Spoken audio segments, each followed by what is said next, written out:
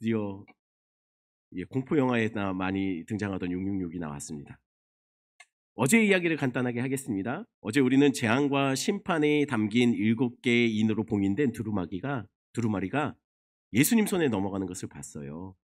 예수님이 그 두루마리를 손에 들고 하나씩 인을 떼시기 시작해요.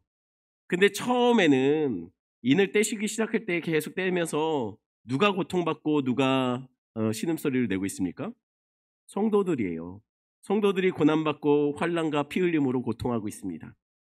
그런데 결국 그 인 하나하나 떼다가 마지막 인 딱 떼는 순간 두루마리는 다 펼쳐지죠. 그 마지막 7번째 인 속에 뭐가 담겨 있다고요? 기억나시죠? 7 나팔과 7 대접이 그 안에 다 들어간 거예요. 마지막 뗄 때 펼치면서 실질적인 모든 재앙들이 쏟아지기 시작하는 겁니다. 그래서 결국은 어떻게 마무리가 되고 있습니까? 7번째 인이 떼어지고 그 안에 7 나팔과 7 대접이 부어지는 순간 성도들을 피 흘리게 했던 그 배후의 대적 마귀, 그리고 그를 추종하고 끝까지 회개하지 않았던 자들이 심판받음으로 7인, 7 나팔, 7 대접의 이야기가 마무리됩니다. 그런데 777 계속 나오죠? 이게 실질적인 숫자가 아니에요. 상징적인 숫자입니다. 점점 더 강조되고 점점 더 급박해져요. 이 7이라는 숫자가 의미하는 게 뭔지 제가 여러 번 얘기했죠. 완성의 숫자, 다 채워진 숫자예요. 한마디로 모든 심판이 다 채워지고 완성된 의미를 777이라고 하지, 실제로 7개의 인이 떼어지고 7개의 대접, 7배의 나팔이 불어지고 이런 것이 아니라는 거예요. 결국 하나님의 심판은 성도들에게는 구원과 원수 갚아주심이 됩니다. 끝까지 하나님을 대적했던 자들과 그 대적 마귀에게는 심판과 멸망이 돼요. 그럼 누가 심판받을 자고 누가 건짐받을 자일까요? 일단 건짐받게 될 사람들부터 이야기할게요. 계시록 7장 1절부터 3절입니다. 1절 제가, 2절 여러분, 3절 같이 있습니다. 2일 후에 내가 내 천사, 죄송합니다. 1절만 먼저 읽겠습니다. 제가. 2일 후에 내가 내 천사가 땅 내 모퉁이에 선 것을 보니 땅의 사방의 바람을 붙잡아 바람으로 하여금 땅에나 바다에나 각종 나무에 불지 못하게 하더라. 2일 후입니다. 2일 후. 2일 후. 이틀 후가 아니고요. 앞에 어떤 사건 후에입니다. 그러면 앞에 어떤 사건이 있었을까요? 바로 앞이 6번째 인이 떼어진다 때예요. 그러면 이제 막 7번째 인을 떼야 될 상황입니다. 이제는 7번째 인이 떼어지면 뭐라고요? 7번째 인이 떼어지면 두루마리가 다, 재앙과 심판의 메시지 두루마리가 다 펼쳐지며 모든 재앙과 심판이 차례대로 쏟아질 때예요. 다 열리는 순간입니다. 이제 하나님이 그 대적들과 원수 마귀의 완전한 심판을 시작하기 바로 그 직전이에요. 그런데 본격적으로 재앙이 시작될 바로 그때 내 천사가 사방에서 불어오는 바람을 붙잡고 있어요. 왜 바람을 붙잡고 있을까요? 이 바람이 어떤 바람이냐면 땅과 바다와 각종 나무의 모든 나무에 해를 가하는 바람이래요. 그 해를 가하지 못하도록 내 천사가 사방에서 불어오는 바람을 일단 붙잡고 있는 겁니다. 근데 이 천사가 누굽니까? 누구인데 이렇게 온 땅에 해를 가져다 두는, 재앙을 가져다 주는 바람을 붙잡고 있을까요? 2절 3절입니다. 2절은 제가 읽고 3절 여러분 읽어주십시오. 또 봄에 다른 천사가 살아계신 하나님의 인을 가지고 해 돋는 데로부터 올라와서 땅과 바다를 해롭게 할 권세를 받은 네 천사를 향하여 큰 소리로 외쳐.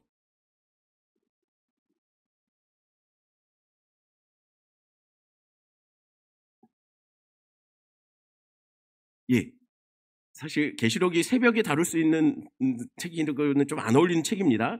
그래서 좀 어렵더라도 잘 들으십시오. 내 방향에서 세상을, 재앙을 갖다 주는 바람이 막 불어오고 있는데 내 천사가 그걸 잡고 있어요. 못 오게. 그런데 이 내 천사가 사실은 누구라고요? 땅과 바다를 해롭게 할 권세를 갖고 온 내 천사래요. 한마디로 말하면 심판의 천사예요. 심판을 행할 천사들이 심판을 가져올 바람을 붙잡고 있어요. 아니, 바람을 몰고 와야 될 천사들이 바람을 막고 있는 겁니다. 왜 그럴까요? 마치 이런 모습으로 막고 있는 거예요. 이게 뭐냐면요, 4명의 학생들이 캠핑을 갔는데 태풍을 맞이했대요. 그래서 어떻게든 텐트 안 날아가게 서로 붙잡고 텐트를 지지하고 어쨌든 버티고 있는 장면입니다. 마치 천사가 내 방향에서 불어오는 바람을 이렇게 붙잡고서 막아서며 그 바람으로 인해서 세상에 재앙이 오지 않도록 붙잡고 있는 거예요. 왜 그러냐면 이 4명의 천사 말고 다른 한 천사가 나타나서 이 4명의 천사한테 이렇게 말한 거예요. 아직 하나님의 종들이 이마에 인침을 다 받지 못했다. 그러니 땅이나 바다나 나무를 해하지 말라. 한마디로 뭡니까? 아직 심판이 아닌데 아직 다 구원받을 자의 숫자가 다 차지 않았다. 그래서 원래는 땅이나 바다나 나무를 치려고 온 4명의 천사가 일단 바람을 잡고 버티고 있는 겁니다. 언제까지 버틸까요? 4절입니다. 4절. 같이 읽습니다. 내가 인침을 받은 자의 수를 들으니 이스라엘 자손의 각 지파 중에서 인침을 받은 자들이 14만 4천이니 언제까지 버텨야 됩니까? 14만 4천 명의 숫자가 채워질 때까지 일단은 이 세상을 향한 심판을 잠깐 그들이 붙잡고 있는 겁니다. 버티고 있는 거예요. 이들이 곧 심판의 때에 구원받을 자들이라는 거예요. 그럼 신천지 말이 맞죠? 14만 4천 명이 구원받아야 이 땅의 말세가 온다는 거. 마지막 때가 된다는 거.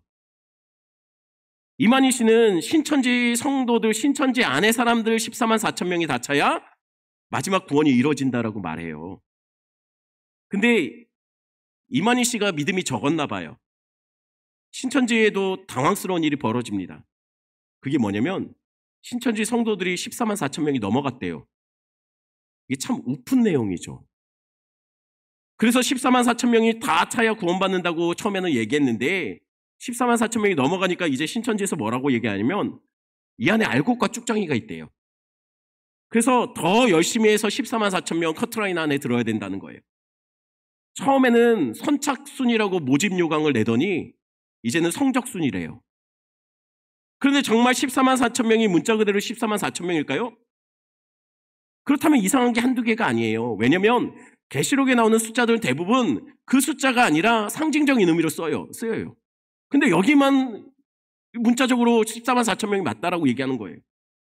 그리고 이 14만 4천 명 바로 이어지는 9절에서 뭐라고 하냐면 7장 9절 한번 읽어볼까요? 같이 있습니다. 이일 후에 내가 보니 각 나라와 족속과 백성과 방언에서 아무도 능히 셀 수 없는 큰 무리가 나와 흰옷을 입고 손에 종려가지를 들고 보좌 앞과 어린 양 앞에 서서 분명히 이스라엘 지파에서 14만 4천 명이 모였다라고 했는데 바로 그 무리를 두고서 뭐라고 얘기하고 있습니까? 방금까지 14만 4천 명이라고 정확하게 숫자를 얘기했어요. 근데 이번에는 뭐라고 합니까? 열방에서 셀 수 없는 무리가 왔대요. 아니 셌잖아요. 14만 4천 명 셌잖아요. 근데 그 무리를 갖고 이제는 셀 수 없는 무리래요. 이스라엘에서 모였다고 했는데 이번에는 열방에서 모였대요. 다시 말하지만 우린 낯설어도 이스라엘은 이런 숫자를 굉장히 상징적인 의미를 따라서 자주 써요. 많이 써요. 특히 요한이 요한복음에 보면 상징적인 숫자로 7이라는 숫자를 굉장히 많이 씁니다.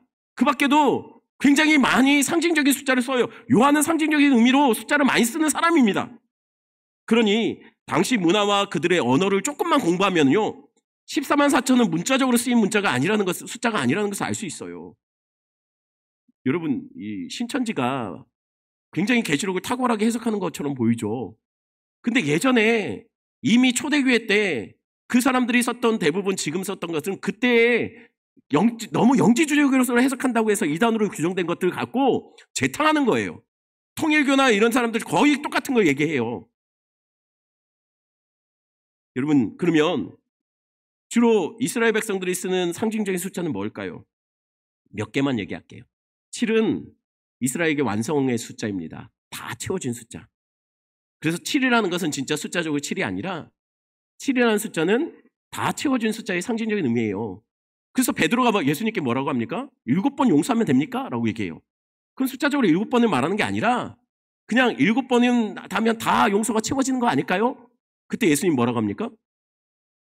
70번에 7번이라도 하잖아요. 490번, 그것도 490번 아니에요. 용서가 다 완성은 끝까지 하라는 거예요. 계속 하라는 거예요. 여러분, 그리고 그래서 계시록에 보면 7교회, 7인, 7나팔, 7대접이라는 숫자들이 7이라는 반복이 나옵니다. 진짜 7이 아닙니다. 모든 교회, 모든 심판이 완성되었다는 것을 의미합니다. 그리고 10이라는 숫자가 나오죠. 그 숫자 띄워준 거 다시.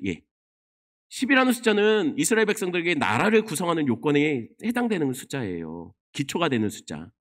왜죠? 이스라엘이 12아들에서부터 시작됐잖아요. 그래서 한 나라는 10이라는 숫자가 근본이 된다고 생각해요.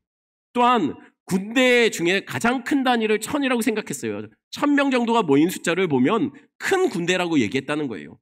그러면 엄청나게 많은 숫자를 얘기할 때는 어떻게 할까요? 이스라엘 사람들은 곱하기를 해요. 예를 들면 사울이 죽인 자는 1000이요. 그럼 1000 곱하기 1000이 뭡니까? 1000만, 10만, 100만인가요? 그냥 100만이라고 얘기하면 되잖아요. 왜 1000이라고 할까요? 그 이유는요, 원래 그렇게 써요. 100만이라고 하는 것보다 1000이요. 그러면 진짜 100만이라는 얘기가 아니라 훨씬 더 많은 숫자를 얘기할 때 그렇게 얘기합니다. 근데 다윗은 몇이라고요? 10,000,000이에요. 엄청나게 많은 숫자를 얘기할 때 이스라엘 백성들은 곱하는 것을 주로 이게 습관처럼 쓰는 겁니다. 자, 그러면 구약의 하나님의 나라 성도들과 신약의 하나님의 나라의 성도들이 마치 이 땅에서 큰 영적인 전쟁을 치르고 천국에 다 어마어마하게 많은 숫자가 모여있다는 것을 숫자로 표시하면 어떻게 할까요? 자, 구약의 하나님의 나라 12, 신약의 하나님의 나라 대표 12사도 곱하기 큰 군대 1000 하면 144,000명이 되는 거예요. 이게 어떤 의미냐면 144,000명이 말하자면 신구약 성도들이 엄청나게 많은 무리들이 군대처럼 모여있다는 것을 의미하는 게 바로 144,000이라는 거예요. 문자적인 의미가 아니라는 거죠. 이것은 또한 아브라함에게 하늘의 별처럼 바닷가의 모래처럼 그의 후손들을 셀 수 없게 만들겠다라는 하나님의 약속의 성취가 바로 뭡니까? 요한이 보는데 144,000 신구약의 성도들이 엄청나게 많이 모였는데 그 숫자가 어떻다고요? 셀 수 없는 무리였다라는 얘기예요. 그 셀 수 없는 무리라는 얘기를 함으로 해서 뭐의 성취를 보여준 겁니까? 아브라함의 약속이 땅에서 이루어진 것이 아니라 하늘에서 성취되었다는 것을 보여주는 것이죠. 그러니 144,000은 문자적인 숫자가 아닙니다.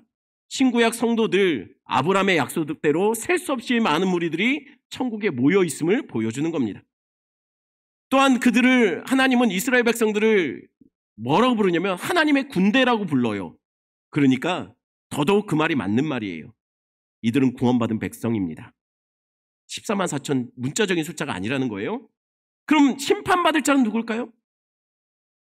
계시록 13장에 보면 이런 장면이 나옵니다. 바다에서 한 짐승이 나와요. 근데 이 바다에서 나온 짐승이 어떤 모습이냐면요, 2절 말씀, 13장 2절 말씀 같이 있습니다. 내가 본 짐승은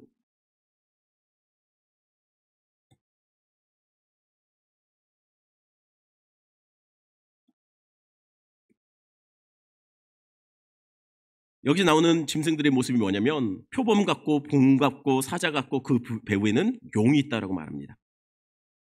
이런 동물들이 조합된 모습, 당시에 뭔 동물인지 잘 모르겠죠. 우린 모르죠. 그런데 당시의 성도들은 이것을 딱 보는 순간 구약의 어떤 장면이 떠올랐어요. 그건 어디냐면 다니엘서 7장에 나옵니다. 다니엘서의 7장에 나오는 동물들, 위에가 계시록에 묘사된 동물이고요, 밑에가 다니엘이 본 네 짐승입니다. 어떤가요? 같은 거 본 것 같지 않나요? 짐승이 똑같아요. 다만 용만 좀 달라요. 같은 거 본 것이라고 추정 가능해요. 그러면 다니엘이 본 짐승은 무엇을 나타내는 짐승들이었을까요? 다니엘이 본 짐승은 앞으로 나타날 하나님을 대적할 나라들과 그 왕들을 말하는 거였어요. 그런데 그 나라와 왕의 배후에 누가 있다고요?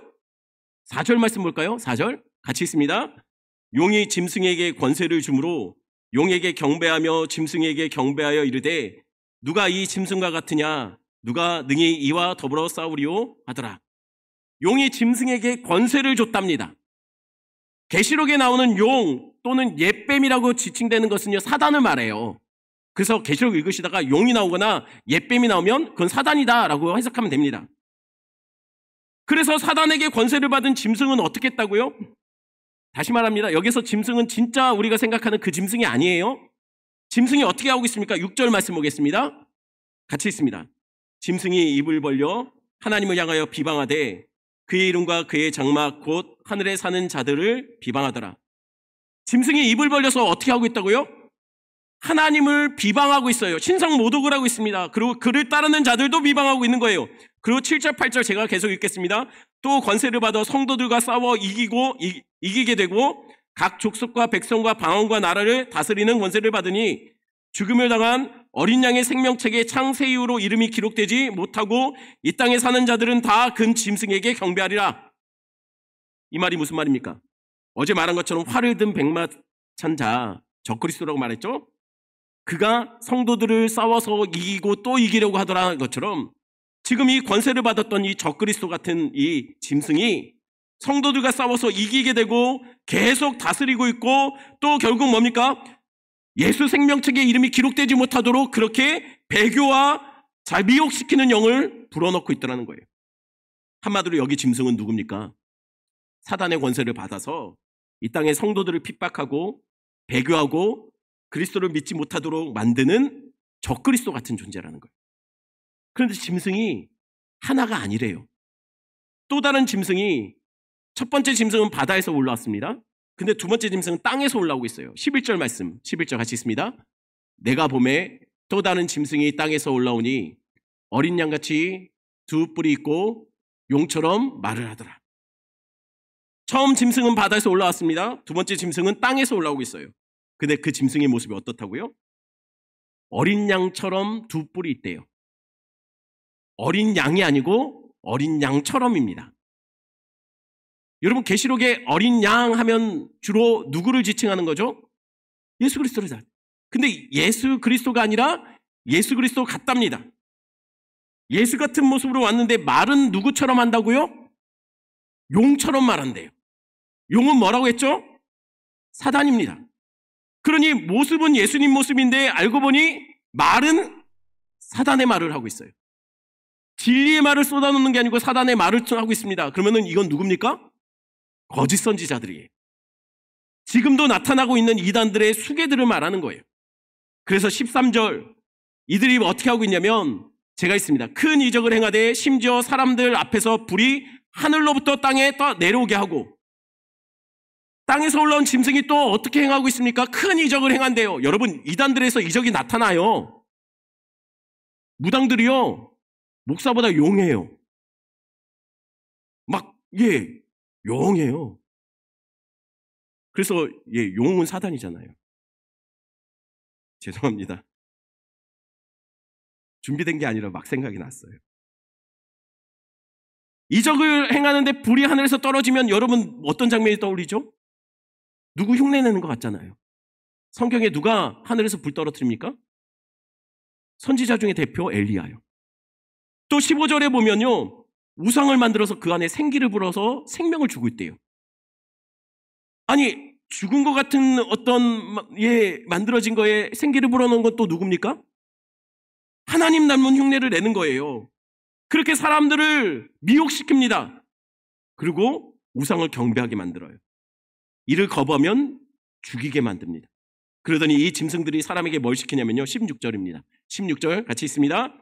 그가 모든 자, 곧 작은 자나 큰 자나 부자나 가난한 자나 자유인나 종들에게 그 오른손에나 이마에 표를 받게 하고 모든 사람의 이마나 오른손에 표를 받게 한답니다. 그런데 이 표가 뭐라고요? 17절 18절 제가 있습니다.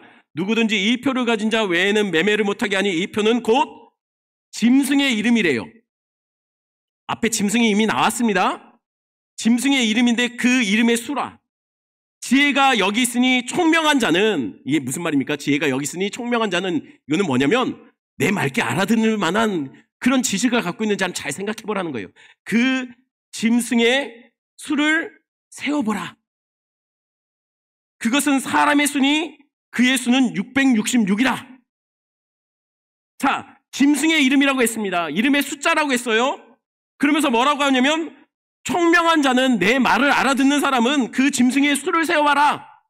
이름의 숫자인데 짐승의 수를 세어보라는 얘기는 뭐냐면 짐승의 이름의 숫자를 세어보라는 거예요.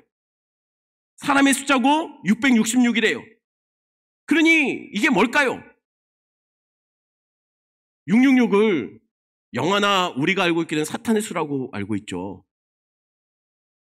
당최 무슨 말인지 모르겠지만 한때 이 666이 뭘까를 갖고 굉장히 논의가 많았어요. 한때 바코드가 등장했을 때요. 바코드가 등장한 지가 얼마 안 됐잖아요. 제 기억으로는 막 바코드 상품에 찍힌 게 그렇게 오래된 것 같지 않아요. 제가 살아있는 동안 없었을 때가 있었던 걸로 기억해요. 제가 얼마 안 살았지만. 바코드가 등장했을 때 교회 목사님들이요 뭐라고 했냐면 이게 666이라고 했어요. 그러다가 신용카드가 나와서 그 안에 이 바코드가 찍히고 뭐 그 안에 칩이 들어갔다고 얘기하면서 또 이젠 신용카드가 666이라고 했어요. 그런데 그분들 지금 다들 편의점이나 마트에서 바코드 찍고 물건 사고 계실 거예요. 그러다가 최근에 미국의 베리칩이라는 게 나옵니다. 이 신용카드나 또는 사람의 그 건강 기록이나 신용 정보 등이 자꾸만 분실되니 아예 손 같은 데가 그 칩을 집어넣어서 이제 신용카드나 이런 것들 안 갖고 다녀도 되게 만드는 그런 것을 지금 미국에서 시행하고 있대요. 그래서 이게 이제는 베리칩이라고 얘기해요. 근데 그게 맞냐는 거예요. 근데 여러분들 기억하셔야 될 게요. 계시록은 뭡니까? 편지로 쓰여진 거예요. 요한이 7교회에 보내는 편지입니다. 그렇다면 과연 편지를 쓰는 요한이 그리고 편지를 받아든 성도들이 당시의 성도들이 바코드나 신용카드나 베리칩이 뭔지 알고 있었을까요? 그리고 그게 뭔지 그들에게 무슨 상관입니까? 전혀 몰랐어요. 그럼 소신자도 발신자도 모르는 것을 과연 편지에 담아서 기록할 이유가 있을까요? 아니요. 오히려 666은 지금 우리가 알고 있는 무언가가 아니라 당시의 성도들이 굳이 이거는 뭐다라고 말하지 않아도 그거라고 알 수 있는 뭔가였을 거라는 거예요. 그러니까 그게 뭐냐는 거죠. 요한 당시에 이름을 숫자로 표기하는 문화가 있었습니다. 예를 들면 폼페이 옛 그 폐허가 된 터에 고고학적으로 발굴이 되었는데요. 벽에 이런 낙서가 있었대요. 나는 512번 여자를 사랑한다. 512 여자를 사랑한다. 이 말이 뭐죠? 당시에 그 암호처럼 자기 이름의 숫자를 가지고 이야기하는 사람들이 있었다는 거예요. 누구를 사랑한다고 대놓고 얘기하면 부끄럽잖아요. 그러니까 살짝 돌려서 나는 몇 번 숫자의 이름을 가진 자를 사랑한다라고 얘기해요. 이게 여러분 히브리어 방금 전에 보여줬던 그 사진 한번 다시 떼어주십시오. 이게 뭐냐면 히브리어 철자인데요. 알파벳인데요. 히브리어는 그 아랍의 숫자를 쓰지 않으니 숫자를 표시할 때 어떻게 하냐면요. 히브리어 철자마다 약속된 그 철자에 가지고 있는 고유의 번호가 있었어요. 이 이름을 전부 다 합해가지고 이 각 이름을 써놓고 철자대로 거기에 매겨져 있는 숫자를 다 합해서 자기의 이름의 숫자를 말하는 그런 문화가 있었습니다. 이런 이름 숫자 표기법을 게마트리아 방식이라고 해요. 그렇다면 사람의 이름의 수라고 했잖아요. 그리고 그 이름의 숫자가 666이라고 했으니 이거는 누군가 이름의 숫자에 철자의 숫자 매겨진 숫자를 합해보면 666이 된다는 얘기예요. 그럼 도대체 그가 누구길래 성경은 그를 짐승이라고 하고 그 이름의 숫자가 666이라고 말하는 걸까요? 자, 다음 사진 한번 띄워주십시오. 이게 누구 이름이냐면요. 네로의 이름이에요. 네로가 누구라고 했죠? 기독교를 공식적으로 박해한 첫 번째 사람이에요. 그 이후로 황제들은 계속 기독교를 박해왔고요. 자, 네로 이름 철자의 밑에 달려있는 숫자들, 그게 그 철자에 붙어있는 이름, 그 숫자들입니다. 그 숫자 다 합해보세요. 몇이 나오는지. 새벽부터, 계산해보라니까는. 근데 굳이 계산 안 해도 뭐가 나올 것 같습니까? 666이 나와야지. 665가 나오면 큰일 나잖아요, 제가. 합치면 666이 돼요. 그래서 그렇게 말한 거예요. 사람의 숫자다. 잘 생각해봐. 지혜 있는 사람은 내가 무슨 말 하는지 알겠지? 힌트 주는 거야. 666. 그 표 받으면 안 된다는 거예요. 아니 그럼 그냥 네로라고 하지 왜 이렇게 이해하기 어렵게 돌려서 말했을까요? 당시 어떤 시대라고요? 박해 시대라고 했어요. 박해 시대니 이 편지를 읽었을 때 교회 안에 성도들, 히브리어에 능통한 사람들은 알아들어야 되지만 로마 사람들은 모르는 방식으로 암호처럼 쓴 거예요. 왜냐하면 이제부터 황제를 대놓고 욕할 거거든요. 황제를 대놓고 욕할 건데 대놓고 욕하면 이름까지 거론해서 욕하면 큰일 나잖아요. 그러니 자기네들끼리만 알 수 있는 방식으로 이 숫자는 666인데 사람의 숫자야. 잘 생각해봐. 사람의 숫자야. 왜냐면 로마 사람들 이런 방식으로 이름 표기를 잘 안 했거든요. 그러면 왜 네로가 짐승일까요? 다니엘이 말한 짐승이 누구였다라고요? 다니엘이 네 짐승을 봤댔죠. 그 짐승이 누구를 말한다고 했습니까? 하나님을 대적하는 나라와 그 백성들을 핍박하는 그 나라의 왕을 말한다고 했어요. 그러니 짐승은 왜 네로가 짐승입니까? 네로 때부터 로마가 기독교인들을 박해하고 하나님의 나라 교회를 무너뜨리려고 했지 않습니까?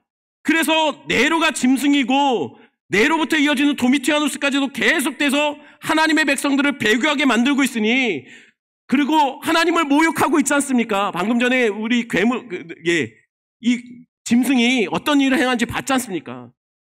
하나님의 백성들을 그 언약책에 기록되지 못하도록 막아서는 자들, 배교하도록 유혹하는 자들이 바로 상징적으로 짐승이라는 거예요. 그럼 실제로 당시 사람들은 그의 이름을 손등이나 이마에 적었을까요? 이마나 손등에 찍는다고 그랬잖아요. 14만 4천 명은 누굽니까? 잠깐! 아직 하나님의 백성이 인침이 다 끝나지 않았다라고 했어요. 자, 하나님의 인침받은 자는 하나님의 백성입니다. 짐승의 인침받은 자, 짐승의 표를 받은 사람은 누구라고요? 짐승의 백성이에요. 왜냐하면 방금 전에 봤던 것처럼 당신은 노예를 사면은요, 노예가 도망치면 안 되잖아요. 그래서 노예가 도망쳐도 이 노예가 누구가 주인인지 누구에게 속했는지 알게 하기 위해서 손등이나 이마에 인을 찍었대요. 이거는 짐승의 득은 마찬가지예요. 가축도 괜히 풀어놨다 섞이면 안 되잖아요. 네 거 내 거가 섞이면 안 되잖아요. 그래서 이거는 누구 거의 소유인지 그 주인이 누군지를 알 수 있도록 인을 찍었다고 합니다. 즉 진짜로 손목이나 이마에 찍었다는 얘기가 아니라 당시의 문화로 보면 손목이나 인에 짐승의 표 또는 하나님의 인이 찍혀있다는 얘기는 뭡니까? 각각이 누가 주인인지를 나타낸다는 거예요. 666 짐승의 표를 받았다는 것은 그건 당시 하나님이 아닌 당시의 황제들, 하나님을 배교한 나라들을 그 나라에 속한 백성으로 그 황제를 주로 섬기고 산다는 의미고, 하나님의 인을 받았다는 얘기는 뭡니까? 하나님을 주인으로 섬기겠다라는 고백이라는 거예요. 나는 하나님의 백성입니다 라는 믿음의 고백으로 살아가는 자들이 하나님의 인을 받은 하나님의 백성이라는 거죠.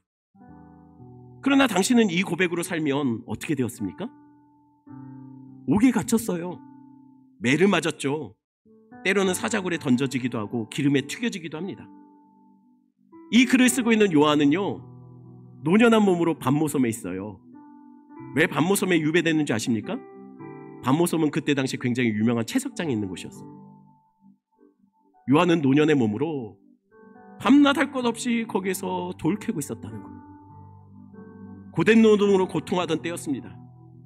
그런데 하나님이 환상 중에 내 백성이 이렇게 될 것이다. 짐승의 표를 받는 자들은 결국 멸망할 것이지만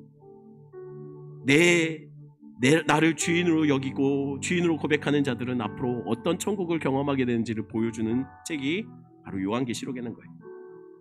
그런데요, 계시록은 당시에 대한 이야기지만 지금도 동일하게 적용되는 이야기입니다. 왜냐하면요, 초대교회 때부터 지금까지 우리는 종말의 때를 겪고 있거든요. 여러분, 종말은요, 예수님 오시는 그 마지막 순간이 아니고요, 그건 심판의 날이고요.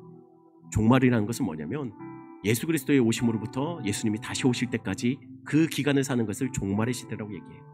왜냐면 언제 주님이 오셔도 이상할 것이 없거든요. 근데 왜 이렇게 더디 오실까요? 하나님은 그가 구원하기로 작정한 그 숫자가 다 채워질 때까지 기다리고 계시는 거예요. 참고 계시는 거예요. 지금도요, 이 666은 여전합니다. 이 땅에서 하나님을 주인을 섬기지 않고 돈에 마음 빼앗기고 하루 종일 하나님보다 돈 생각 더 많이 하고 있으면 그게 우리가 돈이라는 666을 찍고 사는 거예요. 돈이 내 주인이 된 거죠.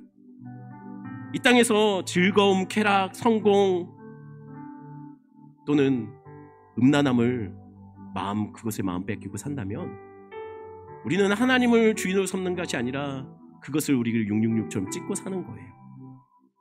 어디에 마음 빼앗겼느냐가 우리 주인이 누군가를 보여주는 겁니다.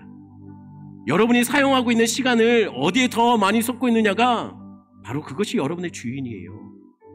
여러분의 하루 그 삶 속에 무엇을 가장 많이 생각하고 무엇을 위해서 많은 시간을 쓰고 있냐면 그것을 알면 그게 여러분의 주인이에요. 여러분, 돈을 벌기 위해서 열심히 사셔야죠. 하지만 돈의 노예가 돼서는 안 된다는 거예요. 그것을 통해 하나님의 영광을 드러내고 주를 위해서 살겠다는 예배하듯이 여러분들 직장에서 삶을 사셔야 된다는 거죠. 하나님의 백성들은 이 땅에서 하나님을 주인으로 섬기는 자들입니다. 이 땅에 돈에 쾌락에 즐거움에 마음 빼앗기며 사는 자들이 아니라 나의 주님은 오직 하나님이십니다. 내 삶 모든 것이 다 주님의 영광을 위해서 드려지길 원합니다는 고백으로 사는 자들, 그런 자들이 계시록이 말한 끝까지 버틴 자들이고 결국 이긴 자들이고 하늘에서 승전가를 부를 자들이라는 거예요.